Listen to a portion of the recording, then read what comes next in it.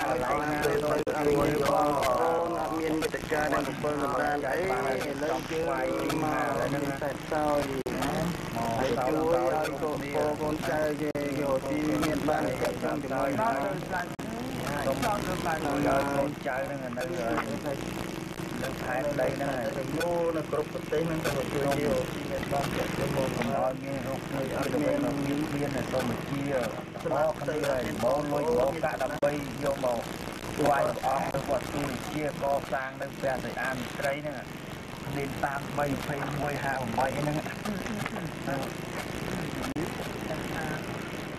ឆាប់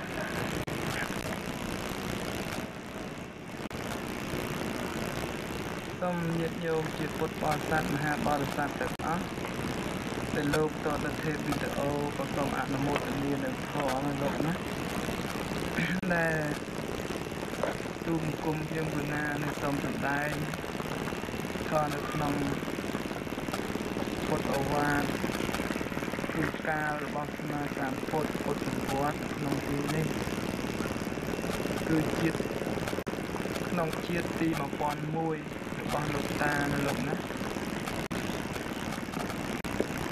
1601នៅក្នុងជាតិនេះ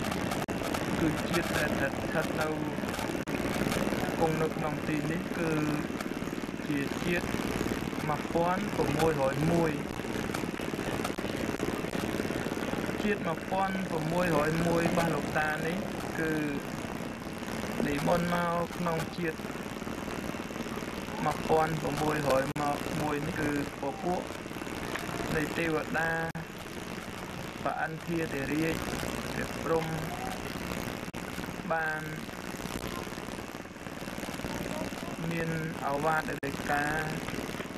និមន្តលោកតាមកគង់នៅក្នុងឋានកណ្ដាលនេះដើម្បីនឹងសម្ដែងធម៌ថ្វាយចំពោះពុទ្ធបរិស័ទមហាបរិស័ទទាំងអស់ឲ្យលោកបានដឹងក្នុងធម៌ទាំងឡាយហើយនឹងជួយដើម្បីឲ្យសាសនារបស់ព្រះសម្មាសម្ពុទ្ធប្រកបទៅដោយ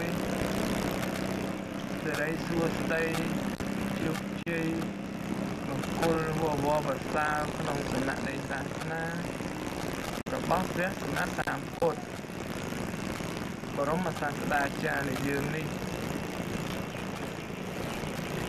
ញាតិញោមជាពុទ្ធបរិស័ទនិងមហាបរិស័ទទាំងឡាយដែលលោកបានស្ដាប់នៅឱវាទធម៌របស់ព្រះសម្មាសម្ពុទ្ធនៅក្នុងទីនេះគឺជាទី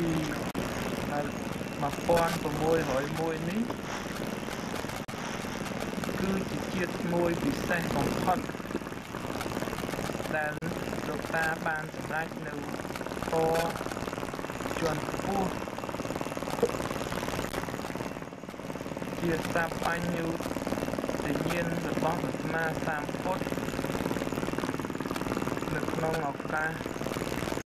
ដែលញាតិញោមជាពុទ្ធបរិស័ទមហាបរិស័ទទាំងអស់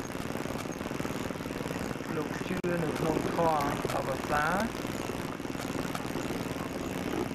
ក្នុងជាតិនេះគឺជាជាតិមួយដែលតម្រូវត្រូវនឹងកសាងនៅសទ្ធាធិបញ្ញាធិវិរិយធិកសាងខន្តីបារមីនៃកមៈបារមីវិរិយបារមីឧបេក្ខាបារមីនៅក្នុងជាតិនេះសូមញាតិញោមជាមហាបរិស័ទពុទ្ធបរិស័ទទាំងអស់អនុមោទនាធម៌ទាំងឡា